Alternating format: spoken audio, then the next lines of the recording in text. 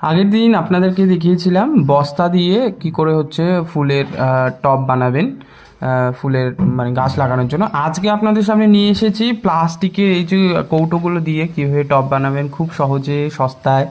তো দেখতে থাকুন। এই যে প্রথমে এইগুলো ছিলই বাড়িতে, তো এগুলো কেটে নিচ্ছি। দুটো দুটো হয়ে যাচ্ছে। এই মাথাটাও, যেটা মাথা সাইডটাও কাজে লেগে যাবে ফুল গাছ লাগানোর জন্য। আর ওটা তো লাগবেই গাছে। এই যে তারপরে ডিব্বা ঢেলে নিলাম কতগুলো। তারপর সব কটার পিছন দিকটা আমরা ফুটো করে দিচ্ছি, যাতে জলটা পাস হয়ে যায়, আটকে না থাকে। তার জন্য দেখতে থাকুন আপনারা কীভাবে করছি। আপনারাও কিন্তু এরকমভাবে বাড়িতেই ফুলের টব বানিয়ে নিতে পারেন প্রচুর প্রচুর গাছ লাগানোর জন্য। তো এখানে যেহেতু আমাদের এইগুলো হচ্ছে 10 টাকা কেজি বিক্রি হয়, আপনারা অনেকগুলো পেয়ে যাবেন, 1 কেজি অনেকগুলো হবে। তো হচ্ছে এগুলোতেই করতে পারেন, 10 টাকা মাত্র কেজি।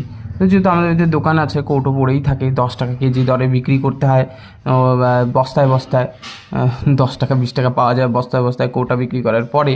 তো তার জন্য আমরা করে নিলাম। এবার দেখাই আপনারা কীভাবে করবেন। এই যে ফুটো করে নিলাম, তারপর হচ্ছে মাটি দিয়ে দিব। প্রত্যেকটার মধ্যে মাটি ভরে নেবো। এই যে অনেকগুলোতে মাটি ভরা হয়ে গেছে আমার। মাটি ভরার পরে এই যে গাছের চারা লাগিয়েও আপনাদেরকে দেখিয়ে দেবো। এটা হচ্ছে ফুলের চারা আজকেই এনেছে অনেকগুলো। তো প্রত্যেকটার মধ্যে একটা থেকে দুটো, এর বেশি করে লাগাবো না, কারণ এগুলো বড় হলে পরে ঝাপড়া হবে, তো বড় হলে জায়গা হবে না। তাই আমি লাগিয়ে নিচ্ছি চারা গাছগুলো একটা একটা করে প্রত্যেকটা টবের মধ্যে। দেখুন, এটা উল্টো দিকে হয়ে গেছে এক একটা করে টব। প্রত্যেকটার মধ্যে ফুটো করে দিয়েছি, জলটা যাতে পাস হয়ে যায় ভালো মতো।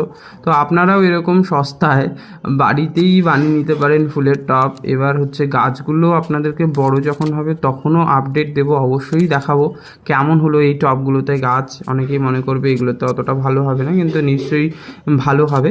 এই যে গাছ লাগানোর পরে একটু জল দিয়ে নিচ্ছি।